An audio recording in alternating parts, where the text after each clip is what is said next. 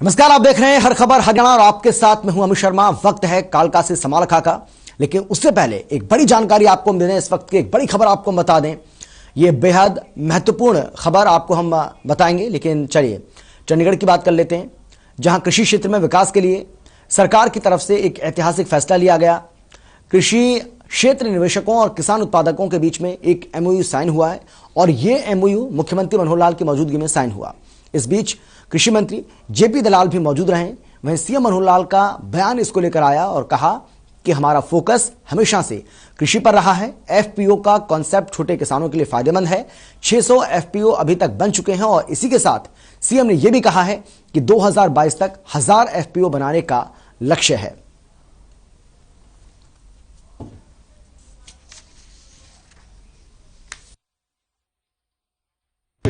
Focus चाहे हमारी हरियाणा सरकार हो चाहे केंद्र सरकार हो, प्रधानमंत्री जी ने कहा कि किसानों की आय डबल करनी है, तो उसमें जितने भी नए ऐसे आयाम हैं जिससे किसी की आय बढ़ सकती है वो लागू कर रहे हैं। उसी में एक ये जो कंसेप्ट एफपीओ का बना है, फार्मर्स प्रोड्यूसर्स ऑर्गेनाइजेशन, ताकि एक छोटा किसान अपनी चीज को पैदा तो कर सकता है, लेकिन पैदा करने के बाद उसकी ठीक से प्रोसेसिंग, उसकी बिक्री, मार्केटिंग, इसमें छोटे किसान को करना बहुत कठिन है।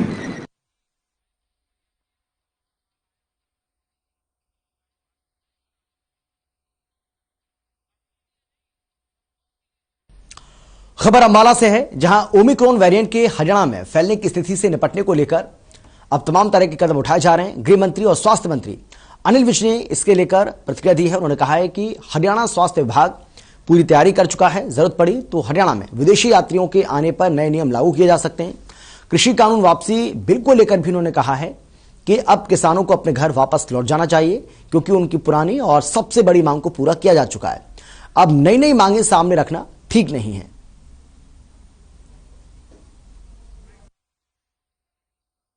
जब ये किसान आंदोलन आरंभ हुआ था तो वर्ष भर इन्होंने एक ही बात कही थी कि 3 कानून वापस हो जाएं तो हम अपने घरों को चले जाएंगे। और प्रजातंत्र का बहुत ही स्वस्थ नमूना पेश करते हुए प्रधानमंत्री जी ने इन 3 कानूनों को वापस कर दिया। लोकसभा में भी इनको रिपील करने का बिल पास हो गया। अब कोई वजह नहीं रह जाती कि ये अन्य नई नई मांगों को लेकर आंदोलन को जारी रखें। जो इनकी अन्य मांगे हैं उसके लिए भी कृषि मंत्री नरेंद्र तोमर जी ने एक कमेटी बनाने के लिए कह दिया है, तो इनको उस पर विश्वास करना चाहिए और इस आंदोलन को वापस लेना। हरियाणा के बिजली मंत्री रणजीत सिंह चौटाला से हमारे संवाददाता विजय कुमार ने कृषि कानूनों को रद्द करने को लेकर बातचीत की है। रणजीत चौटाला ने कृषि कानूनों को रद्द करने के लिए सभी को बधाई दी है। इसके साथ ही उन्होंने और क्या कुछ कहा है, चलिए आप खुद सुनिए। सिरसा में आज अंत्योदय मेले का आयोजन किया गया, जिसमें हरियाणा के कैबिनेट मंत्री चौधरी रणजीत सिंह चौटाला पहुंचे हैं। सर, कार्यक्रम का आयोजन किया गया, हालांकि किसान भी काफी आए हैं, तो किस प्रकार जागरूक कर रहे हैं किसानों को? देखिए, एक बहुत अच्छा कार्यक्रम है और इसमें बड़ा सिंप्लीफाई तरीके से सब जा रहे हैं। काउंटर पे सीधे रिसीव होते हैं, नहीं तो आदमियों को बड़ी दिक्कत आती थी एक ऑफिस से दूसरे ऑफिस जाने में, जगह का पता नहीं होता, हर आदमी को मदद नहीं मिलती थी। अब सीधे यहाँ ये सब काउंटर एक काउंटर से करके दूसरे पे गए, अपना काम करवा के चले गए और बीच में किसी का रोल नहीं रहता, मिडिलमैन कोई बीच में है नहीं। मैं समझता हूँ बहुत अच्छा है, लोग इसे बहुत लाइक कर रहे हैं। तो ऐसे कार्यक्रम जो सर आयोजन किया जाता है, कितना बेनिफिट आम लोगों को या किसानों को मिल पाता है? देखिए, इसमें आम लोगों को जब आ गया तो उसमें सभी कवर हो गए, किसान भी आगे, दूसरे भी आगे। जो गरीब लोग हैं, मतलब आम लोग तो वही जुड़े हुए हैं उससे, तो सभी को मैं समझता हूँ बहुत फायदा है इस बात से। कल एक अहम फैसला केंद्र सरकार द्वारा लिया गया, तीनों कृषि कानूनों को रद्द करने के लिए एक प्रस्ताव लोकसभा में पारित किया गया। क्या कहेंगे? अभी फिलहाल किसान एक ही मन से जुटे हुए हैं कि जब तक तीनों कृषि कानून पूर्णतः रूप से रद्द नहीं होते तब तक वो आंदोलन खत्म नहीं करेंगे। ये एक ऐसा इशू है जिसपे नेगेटिव पॉजिटिव पे नहीं जाके मेरा ये मानना था कि 1 साल से लंबित था और आम आदमी, दिल्ली के आदमी भी 2.5 करोड़ लोगों को बड़ी मुश्किल थी। कभी ऐसा हुआ नहीं था, पहली बार ऐसा होता है। इवन ब्रिटिश टाइम में भी, कभी मुगल पीरियड में भी दिल्ली के रास्ते कभी बंद नहीं हुए थे। लोगों को 1 साल से अंदर जो थे उन्हें भी काफी दिक्कत थी। आप लोग जाते थे तो भी कहीं साइड से कोई वाया गुड़गांव, कहीं यूपी यूं जाना पड़ता था। तो आम लोग चाह रहे थे कि ओपिनियन बना था ये खत्म हो। किसान भी चाह रहे थे, 90% ये चाह रहे थे कि हमारा जल्दी कोई समाधान निकले। मेन मुद्दा जो था वो एक्ट का था, इसी करके आंदोलन शुरू हुआ था। और इसको जब एक्ट वापस हो गए तो मैं समझता हूँ मुख्यतः मुद्दा तो खत्म हो गया। अब किसानों को एक बार चले जाना चाहिए। उसके बाद अगर कोई बात है तो सरकार से तो 12 महीने मांगे मानी जाती है। कोई बात हो तो अपनी रीजनेबल बात लेके जाए। अभी कुछ और बातें जो कह रहे हैं उससे कोई सुन रहे हैं, कोई कमेटी बनेगी। ये प्रधानमंत्री जी का फैसला, भारत सरकार का फैसला है। उसमें दोनों पक्ष से किसान भी होंगे, कोई आपस में होगा तो आर्ग्यू हो सकता है, वो भी करें, ये भी करें। कोई म्यूचुअली एग्रीड कोई बात होगी तो हमेशा होता रहे। सर, एक अंतिम सवाल पूछना चाहूंगा। एमएसपी की जो कानून बनाने की मांग किसान लगातार कर रहे हैं, उनकी मांग है कि तीनों कृषि कानून तो रद्द होने वाले हैं, एमएसपी पर जल्द कानून बने, क्या कहेंगे? कानून तो रद्द हो गए, कल हाउस में हो भी गया और उसपे कांग्रेस ये कह रही थी कि चर्चा नहीं हुआ। जब कानून रद्द ही करने थे तो उसमें कुछ चर्चा की बात नहीं, चर्चा तो 1 साल तक बहुत हो गया था। अब ये है कि इसमें जो एमएसपी की बात कर रहे हैं वो उसकी फाइनेंशियली इम्प्लीकेशन क्या है, ये जरा एक स्टडी करने के। इसमें फाइनेंस डिपार्टमेंट भी देखा जाएगा कितना पैसा है, सरकार कितना दे सकती है, सारा कैलकुलेट करके कितना होता है। एक बार जब चौधरी साहब के वक्त पेंशन का मामला आया था तब अमेरिका से जो देवलाल वापस आए थे, मैं भी साथ फ्लाइट में था। वहाँ डिज्नीलैंड जब हमने देखा तो वहाँ का सारा देखा कि ओल्ड एज आदमियों को सब कुछ फ्री दिखा रहे थे। तो चौधरी साहब का एक व्यू बना कि भाई हम डिज्नीलैंड तो नहीं बना सकते, अमेरिका का मुकाबला नहीं कर सकते, पर अगर 100 रुपया पेंशन डालें। ओझा साहब तब प्रिंसिपल सेक्रेटरी थे, उन्हें पास बुला लिए। ये प्लेन में ही रास्ते में बात हुई कि ओझा साहब अगर हम ये दें तो कितना बैठता है। उस वक्त शायद 100 रुपया पर आदमी देने पे कोई 8 लाख रुपया खर्च होता था और पहली कैबिनेट में फैसला कर दिया। आज पूरे देश में वो लागू हो गया। पूरे देश में लोगों ने इसे एज मॉडल मान के केरला से लेके कश्मीर तक हर स्टेट में ये लागू है। पेंशन मिलिए, कहीं कम है कहीं ज्यादा है। तो जो कोई अच्छा फैसला होगा ना उसे लोग पसंद करेंगे। पर डिपेंड करता है कि आप देने की स्थिति में है या नहीं है। ये एक बहुत बड़ी एक्सरसाइज है जो करने के बाद ही बताया जाएगा। बहुत बहुत धन्यवाद। तो ये थे चौधरी रणजीत सिंह, जो हरियाणा के कैबिनेट मंत्री हैं, जिनका साफ तौर पर कहना है कि केंद्र सरकार ने जो तीनों कृषि कानून रद्द किए हैं उससे देश भर के किसानों को राहत मिलेगी। साथ ही साथ एमएसपी पर कानून बनाने के लिए भी केंद्र सरकार जल्द विचार कर रही है। हर खबर हरियाणा के लिए सिरसा से। हरियाणा लोक सेवा आयोग में हुए घोटाले का मामला हरियाणा की राजनीति में सुर्खियों में बना हुआ है। एक तरफ इस मामले को लेकर जहां कांग्रेस के वरिष्ठ नेता लगातार सरकार पर हमलावर हैं, तो वहीं हरियाणा यूथ कांग्रेस भी इस मामले को लेकर सक्रिय हो गई है। हरियाणा यूथ कांग्रेस के अध्यक्ष दिव्यांशु बुद्धिराजा मुख्यमंत्री आवास पर ज्ञापन देने पहुंचे, लेकिन 1.5 घंटे तक वो पीएम आपको बता दें कि सीएम आवास के अंदर अधिकारियों का इंतजार करते रहे। सीएम आवास के अंदर किसी ने भी उनको ज्ञापन नहीं देने दिया, न ही उनका ज्ञापन स्वीकार किया। हर खबर हरियाणा से बातचीत की दिव्यांशु बुद्धिराजा ने और कहा है कि हरियाणा लोक सेवा आयोग में जिस तरीके का घोटाला सामने आया है और विजिलेंस इस मामले की जिस तरीके से जांच कर रही है उस पर सवाल उठ रहे हैं। उन्होंने कहा कि इस मामले की जांच को लेकर कोर्ट भी फटकार लगा चुका है, लेकिन इसकी सही तरीके से जांच नहीं हो रही है। सूबे में सियासत गरमाई हुई है। इसी कड़ी में आज प्रदेश यूथ कांग्रेस के नवनियुक्त अध्यक्ष दिव्यांशु बुद्धिराजा मुख्यमंत्री मनोहर लाल खट्टर से मिलने पहुंचे। इस समय हमारे साथ मौजूद हैं यूथ कांग्रेस के अध्यक्ष दिव्यांशु बुद्धिराजा। दिव्यांशु बुद्धिराजा, ये बताएं सबसे पहले कि आज मुख्यमंत्री से मिलने पहुंचे थे, क्या कुछ मामला था, किस मामले को लेकर आप वहां पहुंचे थे? नोटों का बोरा, पेपर रखो कोरा, भर्ती हो जाएगा छोरा और ईमानदारी का पीटो डिंडोरा। आज हरियाणा सरकार इस नियत पर, इस नीति के ऊपर काम कर रही है।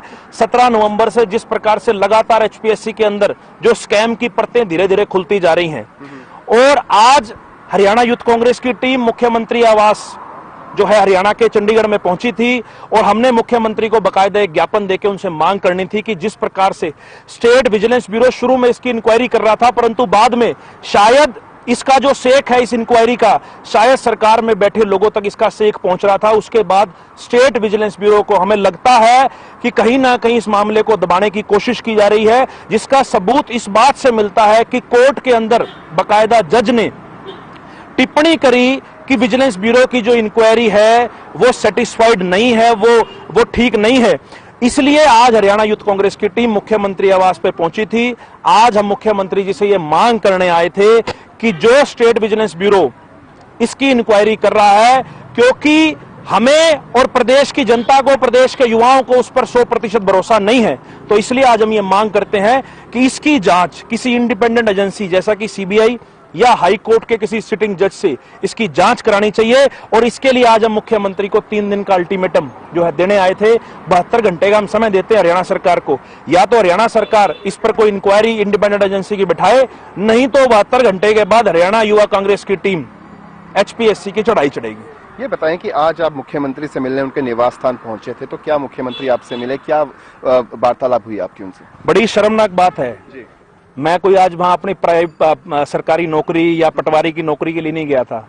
आज मैं अपना ये मेमोरेंडम हरियाणा के युवाओं की तरफ से कि मेमोरेंडम लेके मुख्यमंत्री के पास गया, और बड़ी शर्मनाक बात यह है कि 1.5 घंटा इंतजार कराने के बावजूद, हमें अंदर बिठाने के बावजूद, ना ही मुख्यमंत्री जी के पास समय था और ना ही मुख्यमंत्री के सो कॉल्ड OSD जो सारा दिन चाय और मठियों पे जोर रखते हैं, ना ही उनके किसी अधिकारी के पास इतना समय था कि वो आके हरियाणा के युवाओं की आवाज सुन सके, हमारी बात सुन सके। तो बड़ा ही शर्मनाक, पहले तो आप इतना बड़ा स्कैम कराते हो। जो खट्टर साहब ये कहते थे कि बिना खर्ची और पर्ची की सरकार है, इतने बड़े बड़े खर्चे और इतने बड़े बड़े पर्चे जो इनके सरकार में इश्तिहार लगे हुए हैं, इन्हें शर्म आनी चाहिए। आज मैं ये मांग लेके मुख्यमंत्री के पास गया, पर बड़ी शर्मनाक बात कि वहां से किसी भी अधिकारी ने या किसी भी OSD ने हमसे आकर मिलना और ये हमारी मांग लेना मुनासिब नहीं समझा।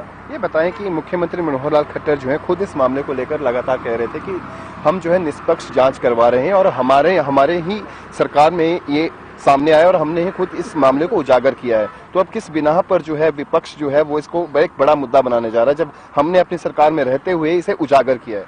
मैं यही तो कह रहा हूं, नोटों का बोरा, पेपर रखो कोरा, भर्ती हो जाएगा छोरा और ईमानदारी का पीटो डिंडोरा। मुख्यमंत्री सिर्फ डिंडोरा पीट रहे हैं। अगर मुख्यमंत्री इतने पाक साफ हैं, अगर मुख्यमंत्री को लगता है कि हमने इसकी बिल्कुल साफ इंक्वायरी करनी है, तो मुख्यमंत्री बिठाएं CBI जांच, मुख्यमंत्री बिठाएं सिटिंग जज से जांच। अगर मुख्यमंत्री ऐसा नहीं करते तो पूरे मामले में उनकी भूमिका पर सवाल खड़े करना लाजमी है। ये बताएं कि जिस तरीके से आपने कहा कि इसमें जो है कुछ बड़े नेताओं के तार भी जुड़े हुए हैं, सत्ताधारी पक्ष के भी तार जुड़े हुए हैं, तो ये उनके नाम बताएं। जिस तरीके से आपने अभी बात कही कि कुछ बड़े नेताओं के नाम भी उजागर हो सकते हैं, जिसके चलते इनको रफा दफा करने का प्रयास किया जा रहा है, तो वो कौन से नाम है, उनके नामों का जिक्र करें। अगर आप इंसिडेंट्स देखें 17 नवंबर से और 19-20 नवंबर तक जिस विजिलेंस डिपार्टमेंट की इंक्वायरी की स्पीड 120 थी, वो आके 60 हो गई और वो धीरे धीरे 30 पे पहुंच रही है। इतने समझदार आप भी हैं, इतने समझदार मैं भी हूं। मैं किसी पर्सनल व्यक्ति पर इस पर टिप्पणी नहीं करना चाहता, परंतु हमें अंदेशा है कि विजिलेंस के ऊपर प्रेशर बनाया जा रहा है, जिस वजह से कोर्ट से भी उन्हें ये टिप्पणी मिली है। ये बहुत बड़ी बात है। इतना बड़ा स्कैम पूरे प्रदेश में आज तक नहीं हुआ। जो खट्टर साहब ये कहते थे कि हमारी सरकार बिल्कुल पाक साफ है, आज खट्टर साहब आप पाक साफ हो तो आपको तो पहले आगे आके, हमारी मांग से पहले आगे आके कहना चाहिए कि भैया मैं कल को मुझे कोई ये मत बोले कि स्टेट डिपार्टमेंट इसकी इंक्वायरी कर रहा है या स्टेट पुलिस इसकी इंक्वायरी कर रहा है। उन्हें तो आगे आकर इसका स्वागत करना चाहिए और CBI या सिटिंग जज जो है हाई कोर्ट के, उनसे इसकी इंक्वायरी करनी चाहिए। जी, बहुत बहुत शुक्रिया। तो ये थे हमारे साथ प्रदेश यूथ कांग्रेस के अध्यक्ष दिव्यांशु बुद्धिराजा, जिन्होंने साफ कहा कि यदि सरकार जो है वो इसकी जांच CBI से या फिर हाई कोर्ट के सिटिंग जज से नहीं करवाती है तो आगामी दिनों के अंदर यानी कि 72 घंटों में HPSC कार्यालय का घेराव किया जाएगा। चंडीगढ़ से हर खबर हरियाणा के लिए रवि चंदेल के साथ कैमरा। कुरुक्षेत्र थाने स्तर हल्का विधायक सुभाष सुधा के निवास पर क्षत्रिय संघर्ष समिति के बैनर तले राजपूत समाज के लोग धरना प्रदर्शन करने पहुंचे, जहां लोगों ने नारेबाजी की और प्रदर्शन करते हुए आरोप लगाया कि राजपूत समाज से झूठी बातें बोलकर, झूठ बोलकर उनकी भावनाओं को ठेस पहुंचाई। सुभाष सुधा की वादा खिलाफी के खिलाफ अब प्रदेश भर का राजपूत समाज एकत्रित होकर विधायक के खिलाफ आंदोलन शुरू कर रहा है।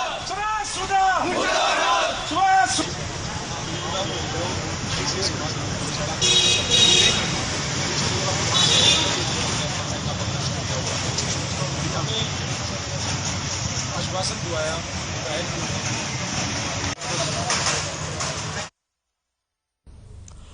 गांव पाई में सुबह 2 कारों में टक्कर हो गई, जिसमें 4 बारातियों समेत 6 लोगों की मौत हो गई। मृतकों में दंपति भी शामिल हैं। वहीं 4 घायलों का अस्पताल में इलाज चल रहा है। जानकारी के मुताबिक पुंडरी निवासी राहुल की बारात जींद गई थी। बारात से कुछ लोग एक गाड़ी में वापस घर लौट रहे थे। जब वो पाई गांव पहुंचे तो दूसरी कार के साथ उनकी टक्कर हो गई।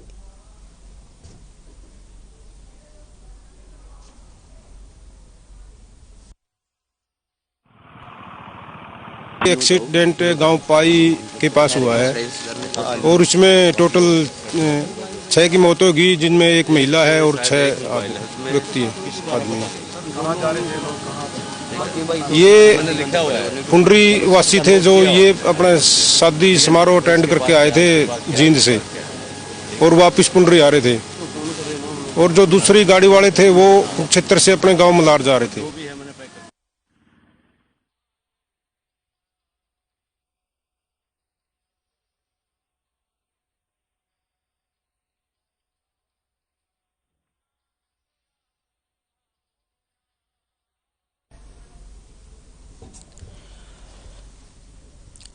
तो ये दर्दनाक हादसा सामने आया है जींद में, जहां पर 2 कारों की आपस में भिड़ंत हुई और इन तस्वीरों को देखकर अंदाजा आप लगा सकते हैं कि किस तरीके से ये जबरदस्त टक्कर हुई है, जिसमें 6 लोगों को अपनी जान से हाथ धोना पड़ा है। 6 लोगों की जान चली गई है, जिसमें एक महिला भी शामिल है। ये बेहद दर्दनाक सड़क हादसा सामने आया है। बताया जा रहा है कुछ बाराती भी इसमें शामिल थे। हालांकि जो लोग घायल हुए उनका अस्पताल में इलाज चल रहा है। इन तस्वीरों को देखकर अंदाजा आप आसानी से लगा सकते हैं कि कितना भयानक, कितना भयावह यह हादसा रहा होगा। गाड़ी के किस तरीके से परखच्चे उड़ गए, इस तस्वीर को देखकर आप अंदाजा लगा सकते हैं। 6 लोगों की मौत हुई है, जबकि 4 लोग इसमें घायल हुए हैं। यमुनानगर में एम्बुलेंस तो पर्याप्त मात्रा में है, लेकिन उन्हें चलाने के लिए पर्याप्त चालक नहीं है। दिन में एम्बुलेंस चालकों की हालांकि कोई कमी नहीं रहती है, लेकिन रात के समय में एम्बुलेंस उपलब्ध नहीं हो पा रही है, क्योंकि रात के समय बहुत कम चालक मौजूद रहते हैं। यमुनानगर में इस समय 10 एम्बुलेंस ऐसी हैं जिनके लिए 30 एम्बुलेंस चालकों की जरूरत है। जिला चिकित्सा अधिकारी डॉक्टर विजय दहिया का कहना है कि 30 खाली पदों के लिए विभाग को लिखा गया है। उम्मीद है कि जल्द ही अनुमति मिल जाएगी, जिसके लिए 24 घंटे एम्बुलेंस उपलब्ध रहेगी। उन्होंने माना कि फिलहाल दिन के समय एम्बुलेंस उपलब्ध है, रात में एम्बुलेंस मिलने में थोड़ा परेशानी जरूर रहती है।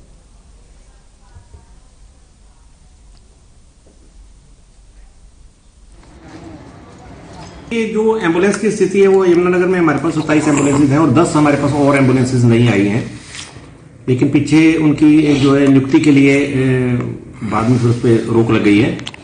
ऐसा नहीं है कि एम्बुलेंसेज खड़ी हैं, लेकिन 24/7 जैसे हर एम्बुलेंस चलनी चाहिए, उसके लिए हमारे पास लगभग 30 एम्बुलेंस ड्राइवर की कमी है, जिसके लिए ऊपर विभाग को लिखा भी है और विभाग ने भी आगे एडमिनिस्ट्रेटिव अप्रूवल के लिए फाइनेंस डिपार्टमेंट में मेरी जो लास्ट बात हुई थी भेजा हुआ है केस कि ड्राइवर की नियुक्ति की जा सके। फिलहाल हम ड्राइवरों की कमी की वजह से फिर मॉर्निंग आवर्स में हमारी फुल सभी जो है ऑपरेशन की हुई है।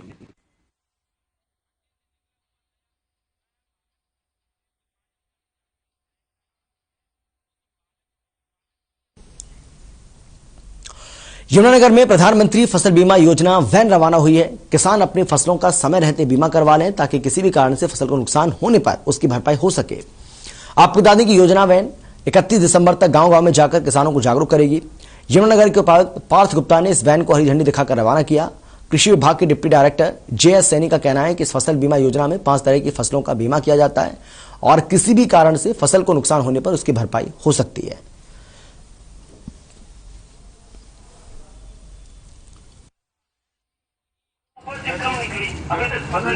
ये जो हमारे कृषि विभाग है उसके द्वारा प्रधानमंत्री फसल बीमा योजना जो है उसके स्कीम के बारे में जागरूकता कराने के लिए ये वैन जो लॉन्च की गई। ये जो है अगले 1 महीने तक 31 दिसंबर तक ये यमुनानगर जिले में चक्कर लगाएगी और जो हमारी किसान साथी हैं उनको अपनी फसल का बीमा जो प्रधानमंत्री फसल बीमा योजना के अंतर्गत रजिस्टर कराने के लिए जागरूक करेगी। प्रधानमंत्री फसल बीमा योजना है प्रधानमंत्री जी की बहुत महत्वाकांक्षी योजना है। जो किसान किसी वजह से फसल खराब हो जाती है उसको लेके भरपाई के लिए किसानों को ताकि इधर उधर ना भटकना पड़े, तो एक नॉमिनल सा प्रीमियम देके उनकी फसल बीमित हो जाती है। अब हरियाणा में यदि बात करें तो 3 जोन में बांटा हुआ है हरियाणा, और हमारा जो जिला यमुनानगर है वो बजाज अलायंस के अंतर्गत आता है। रबी फसलों की बात करें तो 5 रबी फसलें हैं, गेहूँ, जौ, चना और सरसों। इसके अलावा सूरजमुखी की फसल है जो बीमित होती है। आरटीआई एक्टिविस्ट पीपी कपूर ने समालखा के पूर्व विधायक भरत सिंह छोकर के बारे में पुलिस को शिकायत कर गिरफ्तारी की मांग की है और आरोप लगाया है कि पूर्व विधायक ने उनके ऑफिस में जबरन घुसकर कोर्ट केस में उनके हक में बयान देने का दबाव बनाया। जब दबाव के आगे नहीं झुके तो धमकी देने लगे। कपूर के सिक्योरिटी गार्ड और कार्यालय सहायक ने पूर्व विधायक को पकड़कर बड़ी मुश्किल से दफ्तर से बाहर किया। वह इन सभी आरोपों को पूर्व विधायक भरत सिंह छोकर ने निराधार बताया और कहा कि यह सब मेरी छवि खराब करने की कोशिश हो रही है।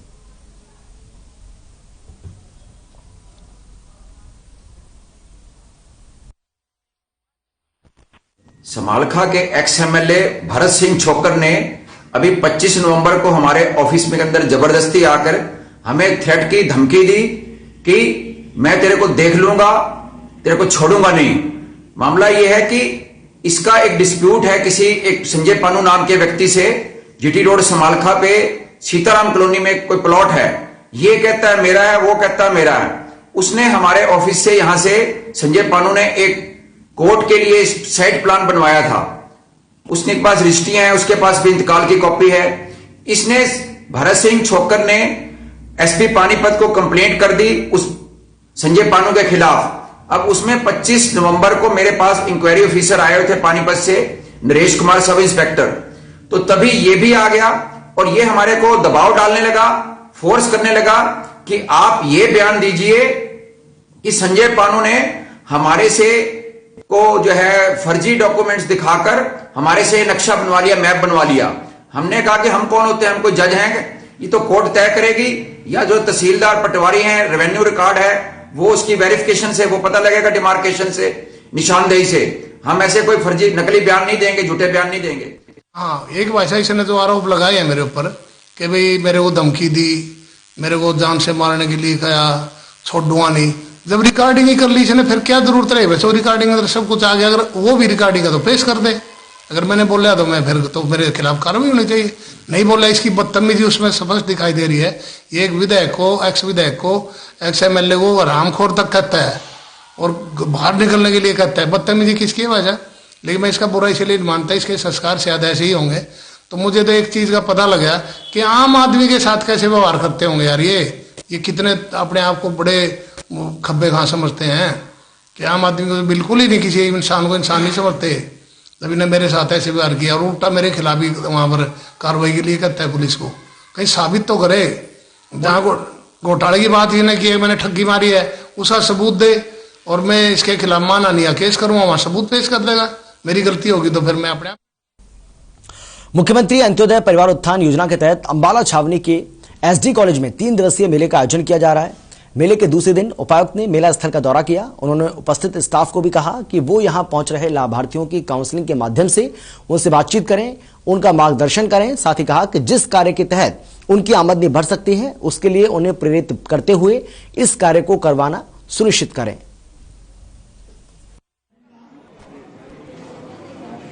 मुख्यमंत्री परिवार उत्थान योजना के तहत जो मेले लगाए गए हैं पूरे स्टेट में लगाए गए हैं, तो अंबाला में भी लगाया गया है। तो यहाँ पे अंबाला कैंट से हमने शुरुआत करी है, जो 3 दिन यहाँ पे मेला लगेगा। तो इसमें जितने भी लोग थे जो पीपीपी के डेटा के हिसाब से जिनकी सैलरी 1 लाख रुपए से कम थी, तो उनकी आय दोगुनी करने का मकसद है। तो अभी इनिशियली जिनकी 50,000 से कम है उनकी 1 लाख, और जिनकी 1 लाख से कम है उनकी 1,80,000, जो कि गरीबी रेखा है उससे ऊपर ले जाने का लक्ष्य है हमारा। तो यहाँ पे हमारे पूरे हरियाणा में लगभग 1.5 लाख परिवार ऐसे चयनित किए गए हैं, जिसमें अंबाला में लगभग 9,000 परिवार आए हैं और अंबाला कैंट में करीब 1700 के करीब परिवार हैं। तो अभी 3 दिन में यहाँ पे सभी परिवारों को मैसेज किया गया है हमारे द्वारा। टेलीफोनिकली मैसेज भी गया है, फ़ोन भी हमने करवाया है और अपने ऑफिस के लोगों से और यहाँ से डिम्पल जी के द्वारा भी मैसेज करवाए गए हैं। तो सभी लोग आना शुरू हो गए हैं। अभी मेरे ख्याल 25 लोग आ गए हैं। एक आध से मैंने बात भी करी है, कुछ बेनिफिट भी एक आध ने अवेल करी है।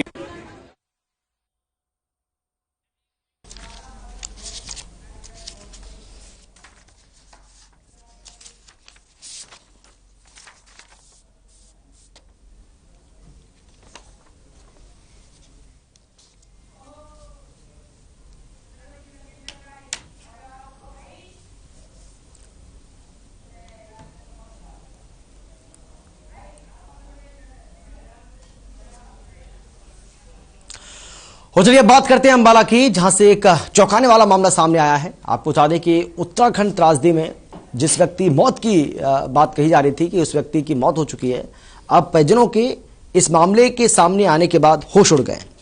2013 में उत्तराखंड त्रासदी में जिस लापता बेटे को उत्तराखंड की सरकार ने मृत घोषित कर दिया था, 6 माह के बाद उसका मृत्यु प्रमाण पत्र जारी हो गया। ऐसे में सोशल मीडिया पर वायरल एक व्यक्ति की फोटो ने 8 साल के बाद एक बार फिर से मां, बहनों और रिश्तेदारों में उसके लौटने की उम्मीद जागने लगी है। इस वायरल फोटो ने अंबाला शहर के जंडी निवासी गुरबदन सिंह के परिवार की उम्मीदों को जगा दिया है। गुल्लू जैसे व्यक्ति की वायरल फोटो के साथ लिखा गया है कि यह शख्स अभी जिंदा है। हालांकि वीडियो देखने से पहले ही डिलीट हो गई थी। जैसे ही फोटो पर परिजनों की नजर पड़ी तो उनके होश फाख्ता हो गए।